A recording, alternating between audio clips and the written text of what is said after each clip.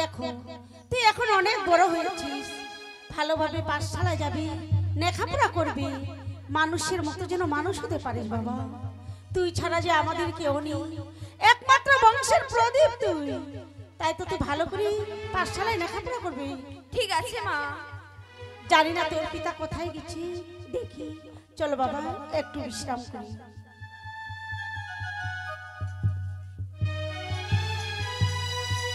শোভা, শোভা মহারাজ, আজ খুশির দিন। এই খুশির দিনে তোমায় একটি কথা বলতে চাই। কথা? কি কথা বলবে মহারাজ? শোভা, তোমার এই নিকট হতে আমি রাজপ্রাসাদের সমস্ত প্রজাদের নিকট হতে মৃগ শিকারী যাত্রা করতে চাই। শোভা মহারাজ, আপনি মৃগ শিকারে যাবেন মহারাজ? হ্যাঁ শোভা। কিন্তু আমার যে বড় ভয় হচ্ছে মহারাজ, না শোভা, মৃগ শিকারে গেলে আপনার যদি কোনো বিপদ হয়ে থাকে না মহারাজ। শোভা, কে ঘটাবে মোর বিপদ জানে না। শোভা, কে ঘটাতে পারবে আমার বিপদ? আমার বিপদ যে কেউ ঘটাতে পারবে না শোভা। কে কি বলছো হ্যাঁ মহারাজ? শোভা, তাই তো তোমার কাছে আমি বিদায় নিতে চাই।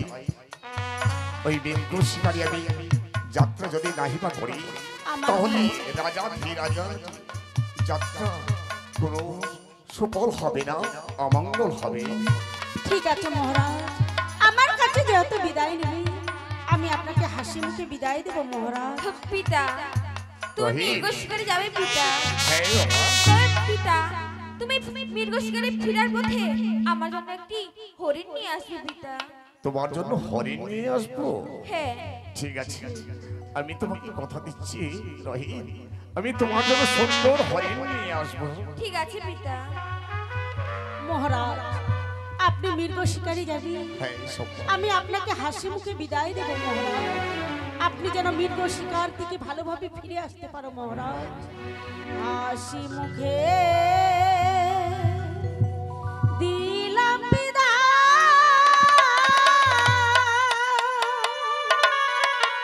আবার যেন আসো ফিরে স্বামী, আবার যেন আসো ফিরে। শোভা, হে মহারাজ, ফিরে আসবো। আপনি যেন ভালোভাবে ফিরে আসতে পারো মহারাজ।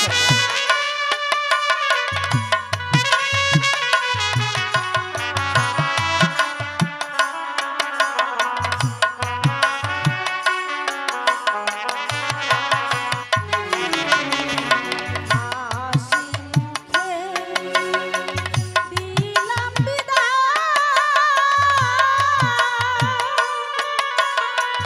আবার যেন আসো ফিরে স্বামী, আবার যেন আসো ফিরে।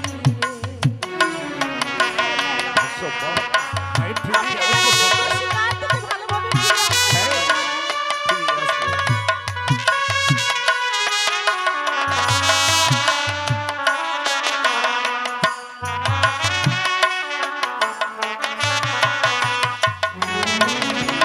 ফিরে এসে শোভা বলে ডাকবে আমায় আকুল হয়ে,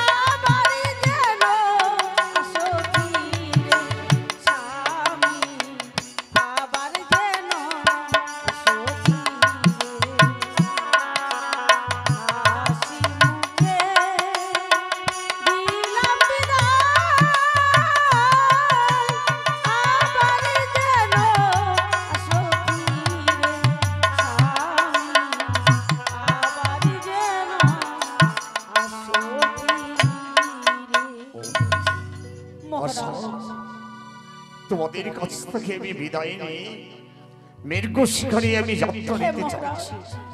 তাই জানি না শোভা, ওরে রহিম, পিতা তুমি যাওয়ার পূর্বে আমাকে বলেছ, ও গো পিতা, তুমি আমার জন্য হরিণ নিয়ে আসবে। আমি তোমাকে কথা দিচ্ছি, আমি হরিণ নিয়ে আসবো বাবা। শোভা, মহারাজ, বিদায় নিয়ে আজ মৃগ শিকারে যাচ্ছি আমি। মহারাজ, যেন ভালোভাবে আমি মৃগ শিকার হতে ফিরিয়ে আসতে পারি। মহারাজ, তুমি আমায় প্রাণ ভরে আশীর্বাদ করবে, ঠিক যেন আছে, আমি মহারাজ। মৃগ শিকার হতে ওই হরিণ শিকার করে আবার ফিরে আসতে পারি। সভ্যা, ঠিক আছে মহারাজ, বিদায় মহারাজ, বিদায় সভ্যা, বিদায়, বিদায় বিদায় মহারাজ, সভ্যা, মহারাজ, সভ্যা, মহারাজ, ওরে রহিম, পিতা বিদায়, সভ্যা, পিতা মহারাজ, সভ্যা। বিদায়। দেখলে তো রহিম, মা তোমার পিতা চলে গেল মৃগ শিকারী। এই অযোধ্যা রাজ সিংহাসনে আর কেহ নেই, শুধুমাত্র তুমি। তাই তো বলছি রহিম, তুমি ভালোভাবে পাঠশালায় লেখাপড়া করবি। তুমি ছাড়া যে আমার কেহ নেই, তুমি শুধু আমার বংশের প্রদীপ। চলো ঠিক আছে, বাবা, মা। তোমার পাঠশালার সময় হয়ে গেছে, চলো।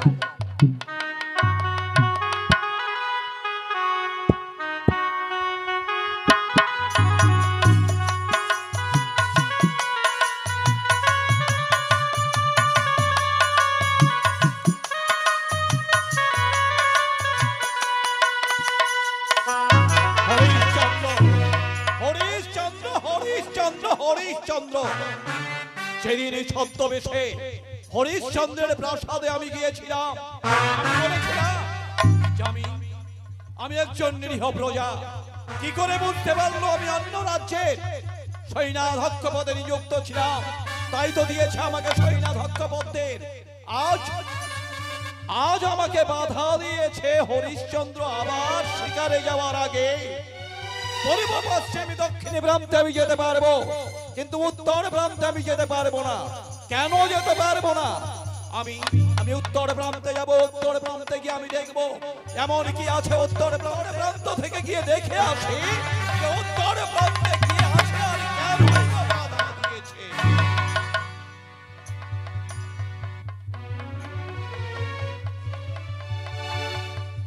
কমিটির লোকে আছেন যিনি নিমেষে দেখা করবে। তাই তো এই মন্দিরে আমি আজকে মন প্রাণ ধরে পুজো করব। তাই তো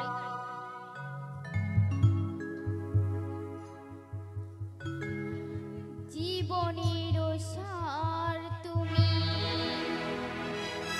প্রভু গো আমার, প্রণাম জানাই আমি চরণে তোমার।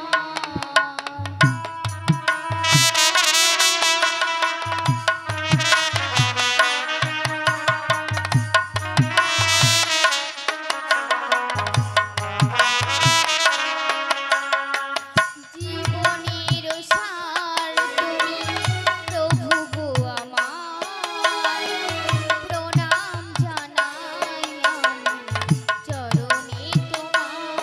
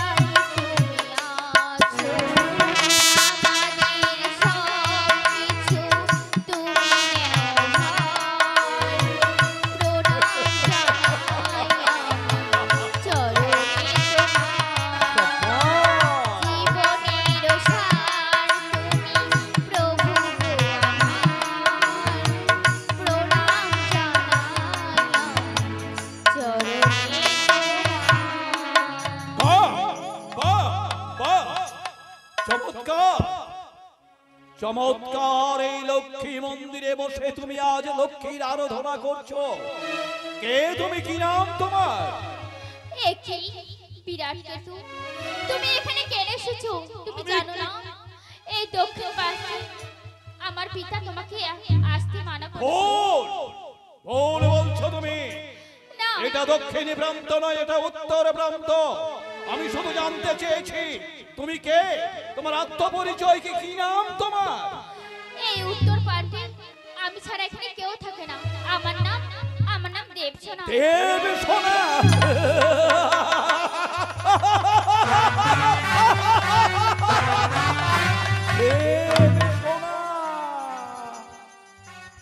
সত্যি মনে হয় স্বর্গ থেকে আজ মর্তের বুকে এই লক্ষ্মী মন্দিরে তুমি এসেছো, লক্ষ্মীর আরাধনায় তুমি মগ্ন আছো।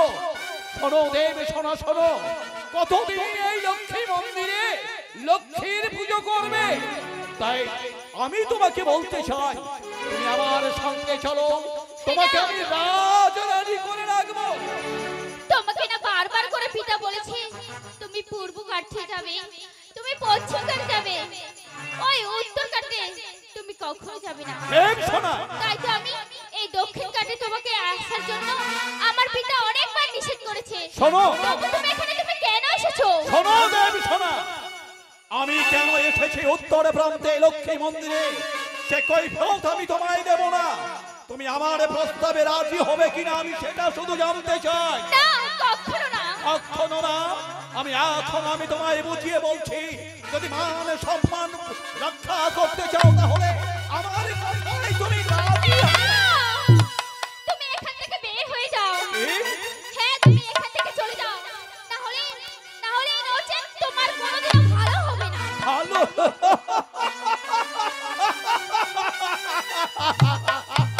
দেবে সোনা, ভালো মন্দ বিচার করার মতো কেউ আমার কাছে নেই। তাই আজ লক্ষ্মী মন্দিরে এসে আমি তোমায় রেখে আজ উন্মাদ হয়ে গেছি। আমি তোমাকে বিবাহ করে আমি অযোধ্যার রাজ্য দখল করে তোমায় রাজরানী করে রাখবো। না, এই কথা তুমি কখনো মুখে আনবে না। আমি যে আমি দইছো না, তাই তো আমি এখানে পূজারি, তাই তো তুমি এখান থেকে বের হয়ে যাও। আমি বের হয়ে যাব? হ্যাঁ, তুমি এখান থেকে তাহলে চলে তুমি যাও। আমার প্রস্তাবে রাজি হবে না? চা নিয়ে এসেন। যদি রাজি না হও তাহলে জোরপূর্বক আজ তোমার মান সম্মান শেষ করে আমি তোমাকে কলঙ্কিনী সাজিয়ে দেবো। না, কখনো না। তুমি এখান থেকে চলে যাও, নাহলে আমি চিৎকার করব। চিৎকার চিৎকার করলে ওই মন্দিরে কেউ আসবে না দেবে সোনা। তাই তুমি যখন আমার প্রস্তাবে রাজি নয়, জোর করে আজ আমি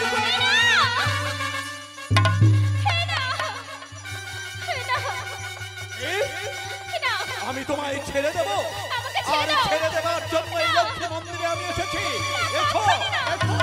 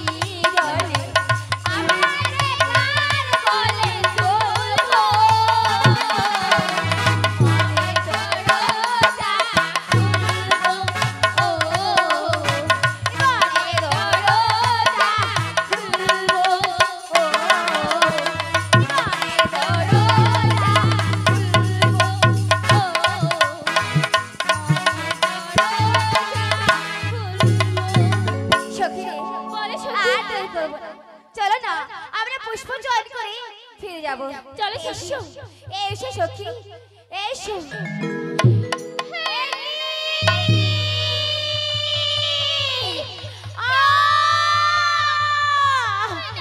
কি সখী আমি নন্দবনে কেন বন্দি হয়ে গেলাম সখী? দেখো না সখী কি কে কোথায় আছো? আমাদেরকে বাঁচাও বাঁচাও। কে কোথায় আছো? আমরা যে সহ্য করতে পারছি না। সত্যি বলেছে সখী, আমি যা সত্যি পারছি না সখী। ওগো তোমরা কে কোথায় আছো? একেবারে বন্দি থেকে আমাদেরকে মুক্তি করো। না কে বাঁচাও। উফ, কে নারী নারী কণ্ঠে স্বর আমার কর্ণে ভেসে আসে। হিংস্র জানোয়ার তোমাদের আক্রমণ করেছে। দাঁড়াও নারী, আমি মৃগ শিকারে বেরিয়েছি, তোমাদের বিপদ হতে আমি মুক্তি করব।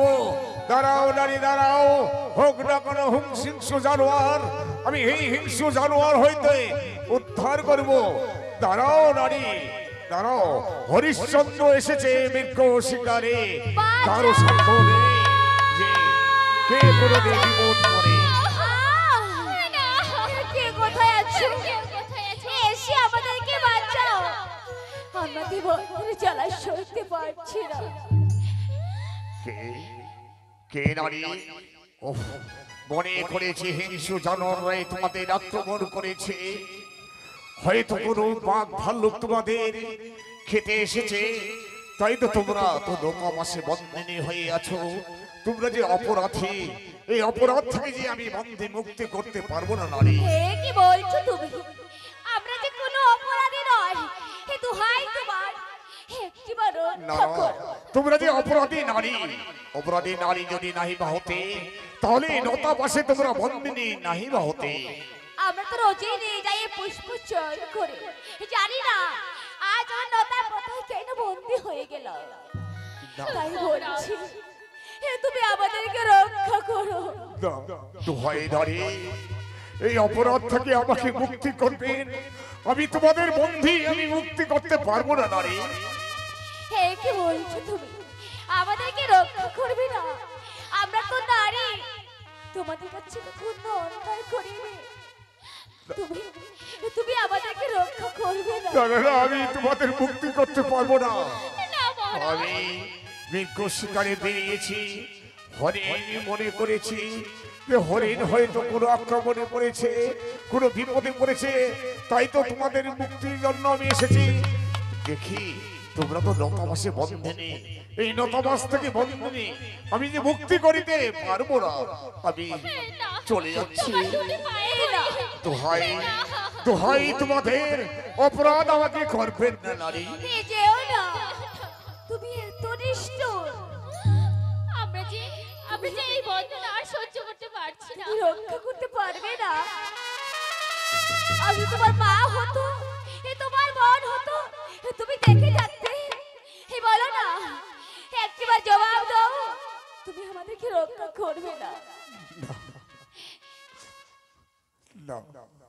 এই নারীটা যে কাঁদে, কঠোর কান্নায় যে ভেসে যাচ্ছে, তারা যে বন্দিনী হয়ে আছে, আমি কেমন তাদের মুক্তি করব?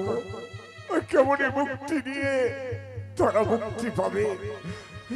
না, আমি যে তোমাদের মুক্তি করতে পারবো না। এই মুক্তি যদি আমি করতে যাই, আমার যে ঘোর বিপদ কাল ঘমিয়ে আসবে। কি বলছো তুমি? একবার রক্ষা করো। আমি তোমার দুটি পায়ে ধরে বলছি, এইভাবে জঙ্গলে আমাদেরকে ফেলে দিও না, রক্ষা করো। আমরা যে আর সইতে পারছি না, আমরা সইতে পারছি না, রক্ষা করো। ঈশ্বর, একদিকে নারীর কণ্ঠস্বর, একদিকে আমার ঈশ্বরের দান, একদিকে নারীর কান্না আমার কণ্ঠে ভেসে আসে। সহ্য করতে যে আমি পারছি না, আসুক মহা বিপদ, আসুক মহাপ্রলয়, আসুক কাল বৈশাখীর ঝড়, সমস্ত ঝড়কে অতিক্রম করে আমি তোমাদের মুক্তি করব নারী, আমি তোমাদের মুক্তি করব।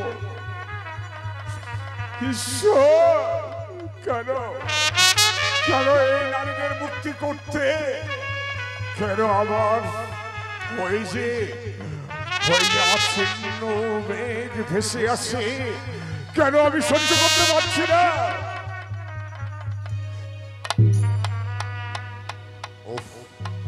আমি যদি মুক্তি নাহি বা করি, চিরদিন বন্ধনী হয়ে থাকবে নারীরা, কোনোদিন মুক্তি পাবে না। তাই তো নারী, ঈশ্বর,